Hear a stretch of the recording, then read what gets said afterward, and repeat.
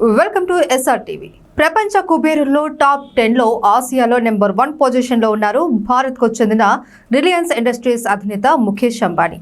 వ్యాపార రంగంలో తిరుగులేని సామ్రాజ్యాన్ని స్థాపించుకున్న ముఖేష్ అంబానీ ఇటీవల తన చిన్న కుమారుడు అనంత్ అంబానీ పెళ్లిని అంగరంగ వైభవంగా జరిపించారు.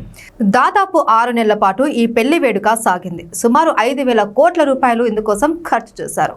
భారతదేశంలో ఇప్పటి వరకు ఎవరూ చేయనంత గొప్పగా పెళ్లి జరిపించారు. ఇక అంబానీ ఇంట కోడలిగా అడుగు పెట్టింది రాధికా మర్చెంట్. అయితే ఈ రాధికా మర్చెంట్ ఎవరు అన్నది చాలా మందికి తెలియదు.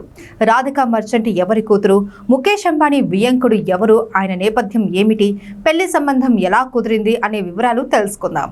అపర కుబేరుడి ఇంటికి కోడలుగా వచ్చిన రాధికా మర్చెంట్ ఎంకోర్ హెల్త్ కేర్ వ్యవస్థాపకులు, యజమానులుగా ఉన్న వీరేన్ మర్చెంట్, శైలా మర్చెంట్ దంపతుల చిన్న కుమార్తె. రాధికా తండ్రి encore health care CEO, APL Apollo tubes steel తయారీ సంస్థ బోర్డు సభ్యుడు. Shaila merchant encore health care డైరెక్టర్గా ఉన్నారు. అంబానీ ఇంట్లోకి చిన్న కోడలుగా అడుగుపెట్టిన రాధికా మర్చెంట్ ఫ్యామిలీ గురించి తెలుసుకోవడానికి నెటిజన్స్ తెగ ఆసక్తి చూపిస్తున్నారు. అలాగే ఆమె సోదరి అంజలి మర్చెంట్ గురించి తెలిసి ఆశ్చర్యపోతున్నారు. రాధికా మర్చెంట్ తన పాఠశాల విద్యను cathedral John Connon school, Ecole Mondiale world స్కూల్లో చదివారు. Radhika B D Somani international school నుంచి ఇంటర్నేషనల్ బకలారియేట్ డిప్లొమా కూడా పొందారు. న్యూయార్క్ యూనివర్సిటీ నుండి పొలిటికల్ సైన్స్ లో గ్రాడ్యుయేట్ చేశారు.